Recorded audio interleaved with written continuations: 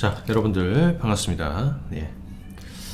자, 12월 16일 금요일 장 끝나고, 자, 오늘 주말 영상 좀 올려드립니다. 이 영상은 유튜브 통해서도 보실 수 있고, 또 주식창 통해서도 보실 수 있습니다. 오늘 방송 드릴 내용은 사실 이번 주는 이제 빅 이벤트 주간이었습니다. 이제 결과적으로 뭐 우리의 예상보다는 좀 못 미치는 시장이었죠. 사실 출발은 좋았습니다. CPI가 정말 잘 나왔습니다. 많이 꺾였죠. 하지만 FOMC, 그리고 특히 이제 FOMC에서 뭐 50bp 인상은 뭐 기정사실화 됐던 내용이니까 그거보다는 그 이후에 코멘트가 좋진 않았죠. 연설 내용들이 좋진 않았습니다. 사실은 그리고 나서 ECB도 있는데요. 예, ECB도 마찬가지입니다. 그래서 사실 이번 주에 큰 이벤트, 빅 이벤트 주간을 좀 마무리해드리면서 앞으로 어떤 그림이 그려질지, 그리고 지금은 파월과 시장이 밀당하는 시기라고 보셔야 됩니다. 밀당을 하고 있다. 이게 무슨 소리냐? 자, 이거에 대해서 좀 설명을 드리고요. 다음 주 주목할 종목들 또 몇 가지 꼭 알려드리도록 할 테니까 참고하시기 바라겠습니다. 자, 우선 그리고 공지사항 좀 드리게 되면, 저희 이제 매주 토요일 오전 9시에 국고처에서 한국경제TV 국고처 생방송이 있습니다. 오전 9시고요. 재방송은 일요일 오전 9시니까 참고하시면 좋을 것 같습니다. 그리고 저희 이현상의 뻐꾸기 주식, 자, 요거는 텔레그램 많은 자료들 올려드리고 또 코멘트도 좀 드리고 있는데, 요건 이제 무료로 이용하실 수 있는 거니까요. 네이버 검색창에서 제 이름을 검색하시고 요 화면에 보시면 여기 텔레그램이라고 있거든요. 요 텔레그램으로 가시면 바로 연결이 됩니다. 구독 신청하시면 될 것 같습니다. 자, 그러면 한번 보도록 하겠습니다. 자, 미증시, 뭐 주말 미증시가 반등이 나올지는 좀 봐야 되겠지만, 사실 불확실성, 시장이 좀 부담스러웠던 내용은 전날 같은 경우에는 사실 미증시도 많이 빠졌죠. 다우가 2.2% 떨어졌고요. 나스닥은 3.2% 떨어졌습니다. 이게 목요일 증시죠. 자, 그런데 여기는 미국의 지표가 좋지 않았다. 그러니까 미국 지표는 지금 이렇게 읽힙니다. 안 좋은 거는 그냥 안 좋은 걸로. 보통은 배드 뉴스는 굿 뉴스로 최근에 평가했는데 그냥 배드 뉴스는 배드 뉴스가 되는 거고요. 또 하나는 뭐냐면 고용 시장이 여전히 견조하다라는 게 악재였던 것이죠. 매주 목요일 발표되는 신규 실업상 청구 건수. 지난주에는 서프라이즈 했지만 이번 주에는 좋지 않았습니다. 이거 좀 이따 한번 설명드리고. 그런데 유럽이 문제였습니다. 예, 지금 보시게 되면 독일 닥스인데요. 예, 독일 닥스. 자, 보시면은 거의 3% 넘게 떨어졌단 말이에요. 자, ECB하고 영란은행이, 그죠? 예. 50bp 자이언트 스텝 말고 이제 빅 스텝을 밟았습니다. 그러면서 야, 이래서 그랬는지 라가르드 ECB 총재는 파월보다 더 직설적이고 매파적인 발언을 이어갔습니다. 피벗도 아니고 금리 꾸준한 속도로 상당히 인상해야 된다라는 코멘트가 있었습니다. 그래서 그 유럽 증시가 하락을 하고 지표도 좋지 않았다. 그래서 미증시가 빠졌다. 자, 그러면 어떤 내용이었는지 한번 보도록 하실 텐데요. 이거는 매주 목요일 발표된 신규 실업시장 청구 건수입니다. 지난주에는 23만 건으로 그 전주 대비해서 크게 늘어났죠. 지금 여기는 이 신규 실업수당 청구 건수가 계속 늘어나야 좋은 겁니다. 뭐 연속 실업수당 청구 건수, 뭐 계속 실업수당 청구 건수, 이것도 마찬가지고요. 자, 그런데 21만 1천 건이 나왔으니까 이거에서 우리가 볼 수 있는 건 고용이 좀 고용시장이 냉각이 돼야 되는데 고용이 여전히 견조하다. 이게 악재가 되었던 것이죠. 물론 이 악재를 지속 가능한 악재라고 해갖고 계속해서 악재가 될 거냐? 그러면 오늘 우리 시장이 전약 후강이 나왔겠어요? 그죠? 전약 후약이 나왔겠죠? 일단 한번 체크하시죠. 그 다음 또 하나는 소매 판매가 있었는데요. 이 소매 판매는 11월 소매 판매입니다. 이 수피 지출의 지표인데 사실은 좋지 않죠. 그죠? 마이너스 0.6. 일단 이거는 안 좋은 게 그냥 배드 뉴스인데 이게 그냥 배드 뉴스로 시장에서 받아친 겁니다. 그래서 악재가 됐는데 개인적으로는 뭐 유럽 시장도 안 좋았고, 그죠? 뭐 이런 영향도 같이 받은 거라고 보여집니다. 자, 이번 주에 이 CPI 소비자 물가 지수가 시장의 예상치, 그러니까 전달에는 7.7이었거든요. 근데 우리는 7.3 정도 예상했었지 않습니까? 근데 7.1이 나왔습니다. 야, 꺾인 것이죠. 그래서 뭘 기대했냐면 FOMC에서 50bp는 뭐 뻔한 거고 파월은 피봇을 선언하지 않을까, 그죠? 그랬는데 그게 없었다는 내용이에요, 그죠?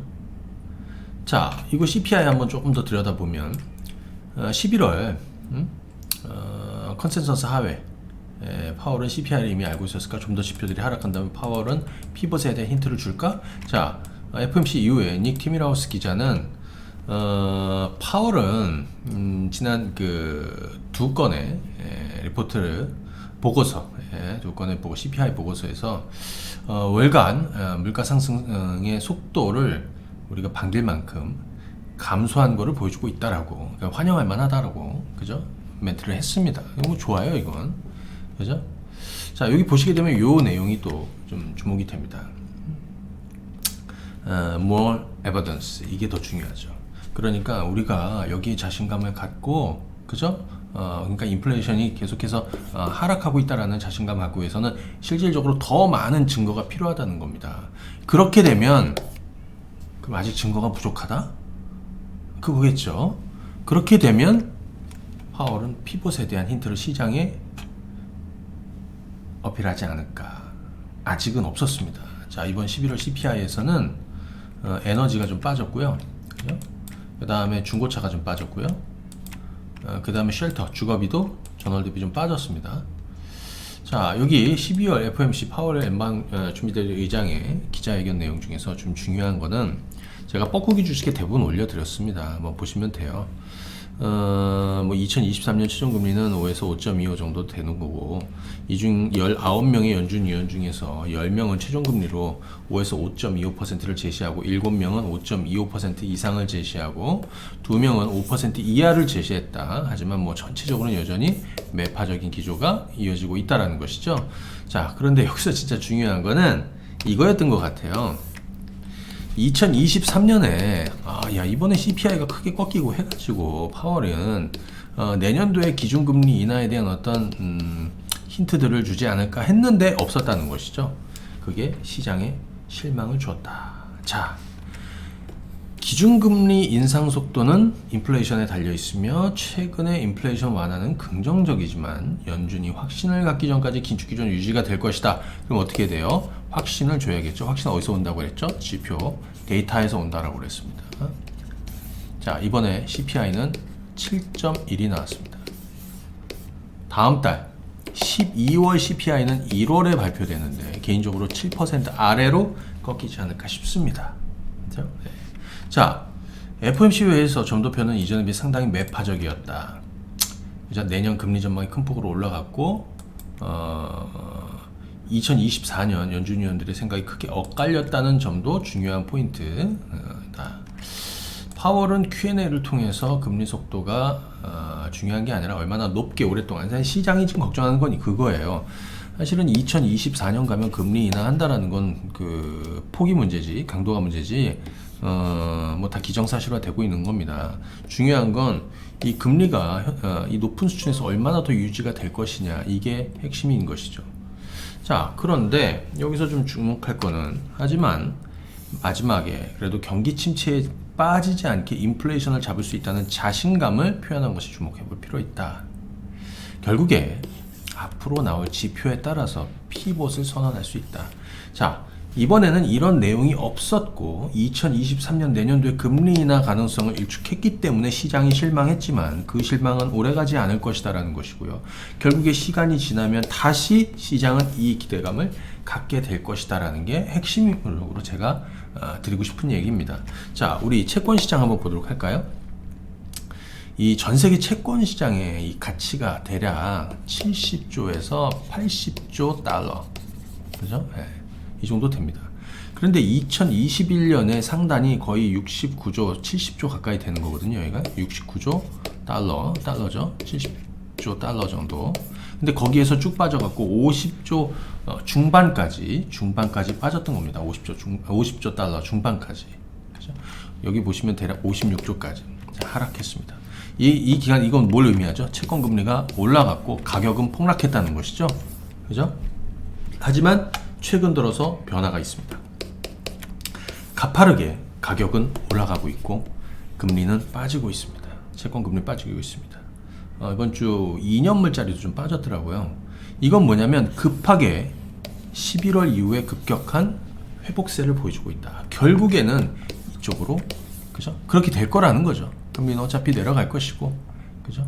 그래서 채권 시장이 이를 먼저 반영하고 있다라는 거를 여러분들이 주목해 보셔야 됩니다. 또 하나 중국인데요. 자, 중국 주식에 대해서 리오프닝에 사라는 겁니다. 글로벌 탑 매니저들이 이구동성으로 그죠? 얘기하는 겁니다. 그죠? 블룸버그 설문 여기에서는 투자자의 60%가 중국 시장에 긍정적으로 바라보고 있다. 그리고 그 이유 중에 리오프닝과 특히 밸류에이션, 그죠? 저평가 매력이 그죠? 크다는 것이죠. 그죠? 자, 요거는 하나 알아두십시오. 오늘 중국주들도 좋았습니다. 제가 중국주들은 계속 의견을 드리고 있었고요. 중국주들 또 리오프닝 주식들 시장 대비해서 물론 기술주와 리오프닝 이쪽은 좀 반대로 가고 있는 거예요. 그죠?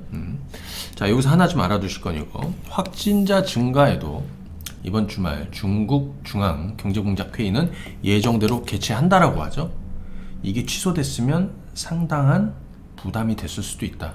아, 리오프닝이 진짜야? 제로 코로나 완화되는 게 진짜야? 그죠? 하지만 의미가 있다는 것이죠. 그죠? 우리도 그랬지 않습니까? 자, 그리고 12월 14일 중국 정부는 무증상 감염자 발표를 중단하겠다. 우리도 그랬지 않습니까? 그죠? 결국에는 리오프닝으로 가고 있다. 그죠? 이를 의미하고 있습니다. 그죠?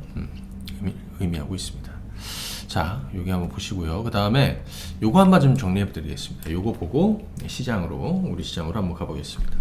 파월은 피봇을 올해 한 번도 얘기하지 않았습니다. 그죠? 이 예가 아니죠. 네. 잠깐만요.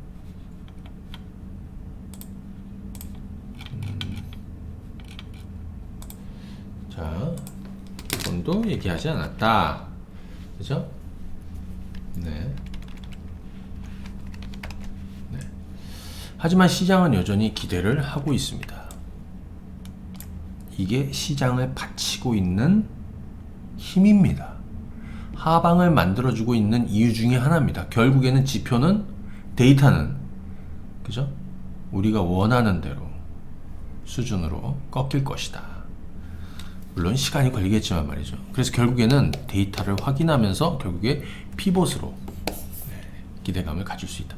이번 주는 파월에서 라가르드도 더욱 매파적이었습니다. 네, 더욱 매파적이었습니다. 자, 파월은 언제쯤 확실한 피봇을 신호를 줄 것이냐? 결국 우리에게 더 확실한 지표 결과가 나오면, 그래서 이거는 개인적으로 저는 시간 문제라고 보는 겁니다. 그죠? 1월 CPI도 굉장히 기대해볼만 하는 거죠. 1월 CPI가 아니라 12월 CPI죠. 1월에 발표되는. 그래서 자, 이걸로 한번 정리해 보시죠.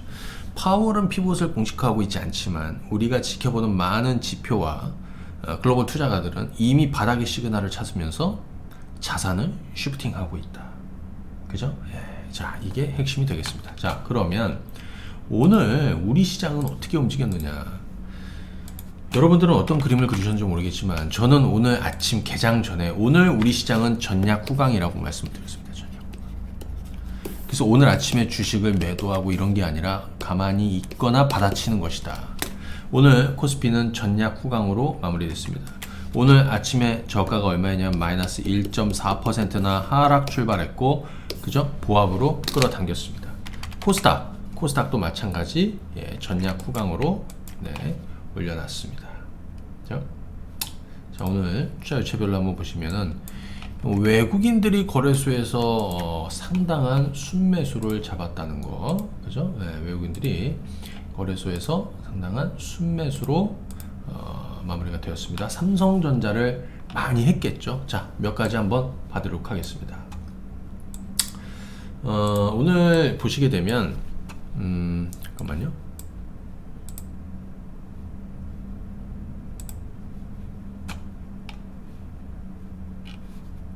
자, 외국인들이 거래소에서 오늘 순매수한 종목 중에 삼성전자가 가장 많습니다. 그죠? 그리고 나서 몇 가지 있는데 눈에 띄는 애들도 있고 여러분들 할 텐데 몇 가지. 삼성전자, 한국전력, 삼성전자, 뭐 삼성전기, 삼성 SDI, 포스코 홀딩스, 이런 것들은 사실 예측 가능한 애들인데 여기 한국전력은 조금 눈에 띕니다. 그리고 쭉 내려보면 한국가스공사가 눈에 띕니다. 그리고 잘 보시게 되면 삼성전자부터 해가지고 크래프톤도 있고요. 그 다음에 LG화학, 뭐 이제 돌아서는 이번 한 주 동안에는 저점 잘 잡았죠. 그리고 하이브가 있습니다. 하이브 굉장히, 한국가스공사, 호텔신라, 아모레퍼시픽 이렇게 있습니다. 자, 보겠습니다. 삼성전자입니다. 오늘 전략 후강으로 돌아서는 것이죠. 그죠? 삼성전자가 제가 6만원 아래서는 저가 매수 들어오는 그런 그림으로 갈 가능성을 의견을 드렸어요. 자, 또 하나 한국전력입니다. 한국전력은 전통적으로 어떤 때 여러분들이 좋은 줄 아세요? 한국전력은 원전 가동률이 높아질 때 주가가 좋습니다. 앞으로 어떻게 움직일지, 이 정보에서 한국전력 주가가 어떻게 움직일지 대충 감이 오실 수 있고 또 감도 잡으셔야 되겠죠. 한국가스공사가 오늘 이렇게 장대 양봉의 대량 거래를 만들면서 변곡점을 바닥에서 만들었습니다. 자, 역시 이들 종목군들 좀 참고해 보실 필요가 있겠고요. 자, 이렇게 볼 수 있겠습니다. 전체적으로 시장은 횡보하고 있다. 이번 주 빅 이벤트 주간에 CPI, 그 다음에 FOMC, 나아가서는 22까지 다 끝난 것이죠. 그래도 오늘 전략 후강으로 증시가 반전이 나왔다라는 건 이 불확실성이 일단 해소가 되었다. 물론 시장에 다 우호적이진 않았다. 하지만 시장이 힌트를 준 것이죠. 자, 우리가 원하는 B봇은 언제? 예측할 수 있겠죠, 이제. 그죠? 다만 지금 미국 시장하고요, 그 다음에 중국, 개인적으로는 미국 시장이 좀 불안하면 중국주들, 소비주들이나 이쪽이 좋을 수 있습니다. 또는 기술주와 성장주들이 움직이면 이쪽이 좀 숨고리가 있습니다. 그러니까 이거를 약간 저울의 논리로 보시면 됩니다. 여기 기술주, 성장주들을 이쪽에 한편으로 놓고 나머지를 이쪽에다 놓는 것이죠.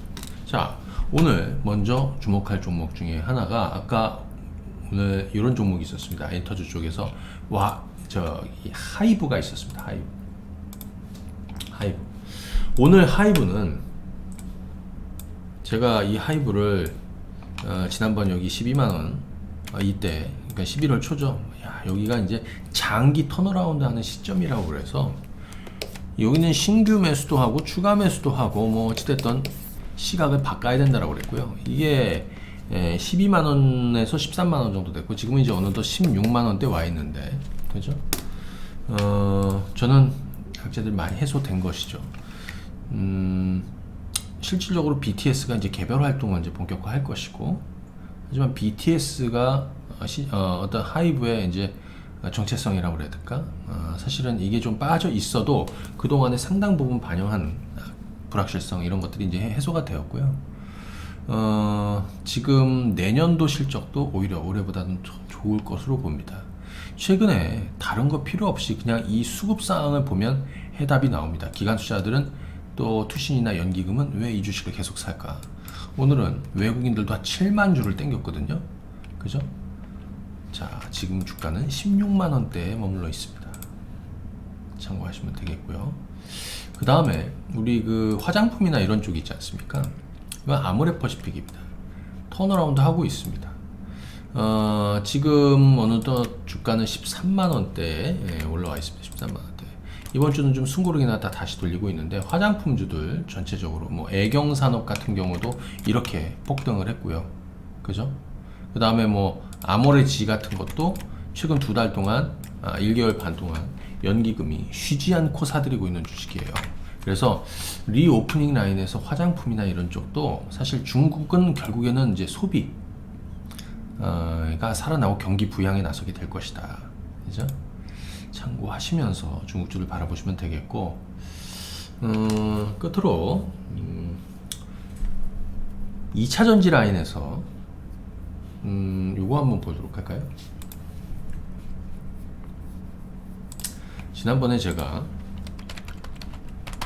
유일 에너테크, 네, 이게 2차 전지 장비, 그러니까 뭡니까? 2차 전지 제조 공정에서 그 노칭하고, 그죠? 네, 스태킹, 이런 장비 제조 회사예요. 얘는 2차 전지 장비하고 플러스 폐배터리, 그죠? 자회사 제형택, 그죠?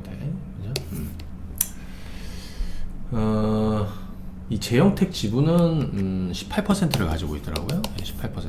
네. 그래서 폐배터리 관련주로 볼 수 있습니다. 첫 번째, 2차 전지 장비 쪽에서는 왜 관심이 있으냐? 주가가 그동안에 많이 빠졌다. 상장 이후에 상당히 많이 빠졌죠. 지난번에 10월 초 또 11월 달에 이 주식이 바닥을 치고 돌아선다. 자, 매수 의견 드리고, 이때가 15,000원, 16,000원, 17,000원, 18,000원이었는데 24,000원, 3,000원까지 찍었다가 한번 눌렸습니다. 하지만 다시 갈 거라고 의견을 드렸어요. 그래서 이번 주에도 이 주식에 대한 매수 의견을 유지해 드렸는데 직전 고점대를 넘을 거라고 생각하고 있습니다. 자, 하나는 2차 전지 장비 쪽으로 볼 수 있고, 또 하나는 폐배터리, 그죠? 리사이클링 사업입니다. 아까 말씀드렸던 제형택의 지분 18%를 가지면서 2대 주주고요. 그러니까 폐배터리에서 탄산 리튬을 추출하는 기술을 가지고 있는 거죠. 그죠? 설비도 보유하고 있고. 자, 실적도 돌아서게 될 것이다. 그래서 이 종목의 주봉을 보면 지금 이런 식으로 가고 있습니다. 예, 그죠? 이런 식으로 가고 있습니다. 자, 참고하시면 되겠습니다. 물론 이런 주식은 갭 뛰면 안 좋은 겁니다. 갭 뛰면 음봉 나올 가능성이 높은 겁니다. 그죠? 자, 정리하겠습니다. 예. 이번 주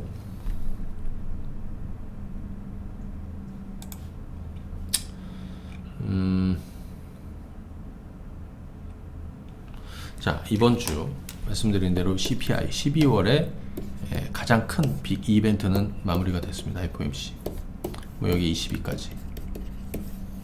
하지만 시장이 원하는 내용들은 나온 것도 있고, 그죠? 하지만 기대치 못 민 것도 있습니다. 물론 가장 중요한 건 파월의 피봇이 될 건데 이게 마지막 트리거가 되겠죠. 그래서 지금 시장과 밀당을 하고 있는 중이라고 보여집니다. 피봇을 다시 한 번도, 사실은 시장은 우리는 기대했지만 파월 의장은 한 번도 얘기한 적이 없어요, 사실은. 하지만 그렇게 될 거라는 것이죠. 우리에게 좀 더 확실한 지표 결과가 나온다면 멀지 않았다라고 봅니다. 결국에 파월은 피봇을 공식화하고 있지 않지만 우리가 지켜보는 많은 지표와 글로벌 투자가들은 이미 바닥의 시그널을 찾으면서 자산을 쉬프팅하고 있다라는 게 저의 오늘 결론이 되겠습니다, 여러분들. 자, 지금은 흔들리기 시작하면 한없이 흔들리는 겁니다. 오늘 제가 끝으로 얘기해드리고 싶은 거는 뭐냐면, 쫄지 마세요. 그리고 또 하나, 여러분들이 투자하고 있는 종목들에 대한 확신을 가지고 있느냐, 그죠? 확신이 있어야 갈 수 있습니다. 대부분의 사람들이 2023년도 내년도 경기 침체가 본격화될 것이다, 그죠? 그래서 지금은 주식을 하면 안 된다라고 얘기하거나 지금은 주식을 팔아야 된다라고 얘기하고 있습니다. 그죠? 재미난 얘기는 비관론자들이 그런 얘기를 가장 많이 하고요. 그죠? 비관론자들이 그런 얘기를 가장 많이 합니다. 블룸버그가 이번 달 글로벌 펀드 매니저 134명의 대상으로 해서 글로벌 펀드 매니저 서베이에서 뭐 블랙록도 있고 골드만삭스도 있고 뭐 절반 이상의 펀드 매니저들은 내년에 주식 시장이 10% 이상 오를 것이다 라고 전망하고 있어요. 그리고 내년에는 기술주, 성장주들을 다시 담을 거라고 응답을 했어요. 제가 얘기하죠. 얘네들은 정말 바닥에 있는 겁니다. 어느 시점에 폭발할 텐데 그 시점까지 차근히 또 준비를 하시면 됩니다. 자, 오늘 영상은 여기까지 하겠습니다. 감사합니다. 네.